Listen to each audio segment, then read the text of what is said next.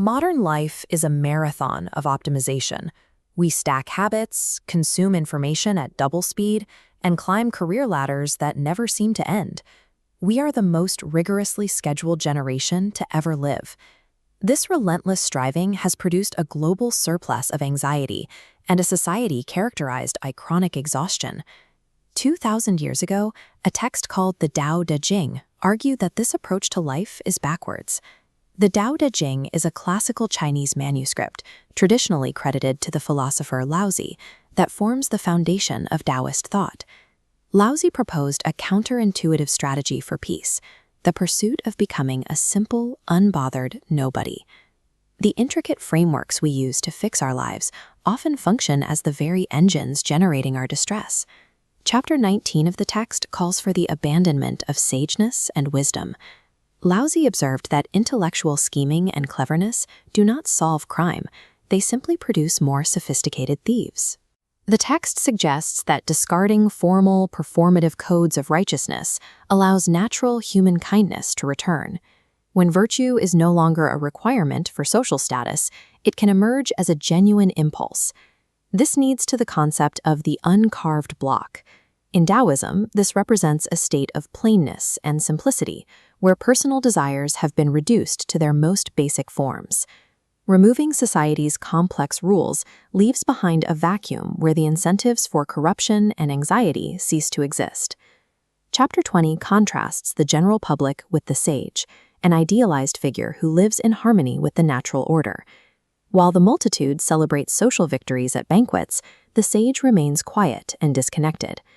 The sage describes themselves as having the mind of a stupid man. They choose to appear dull and confused, lacking the sharp discrimination society uses to judge and categorize others. They live like an infant who has not yet learned how to react to social cues. They drift like a person with no home, unburdened by the need to belong to any specific group or hierarchy. This serenity comes from a different source of sustenance. Instead of seeking validation from the crowd, the sage is anchored by what the text calls the nursing mother, the Tao itself. What a competitive society labels as stupid or incapable is, in this framework, a state of unshakable grounding. The Tao translates to the way. It is the underlying code of reality, a formless force that escapes human sight and touch.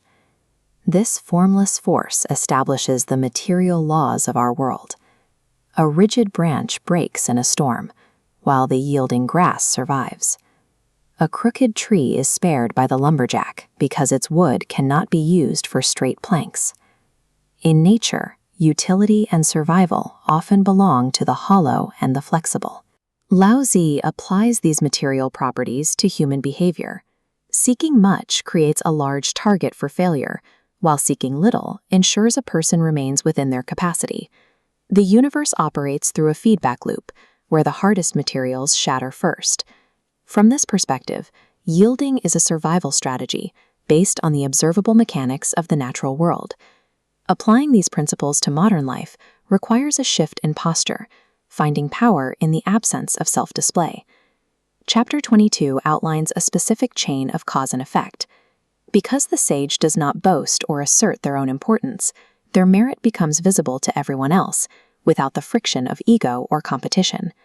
This creates a distinct advantage. Because the sage refuses the struggle for status, no one is able to strive against them. The most effective way to navigate a hyper-competitive environment is to abandon the competition. By becoming yielding and unassuming, you become like an empty cup, useful because of what you lack, and impossible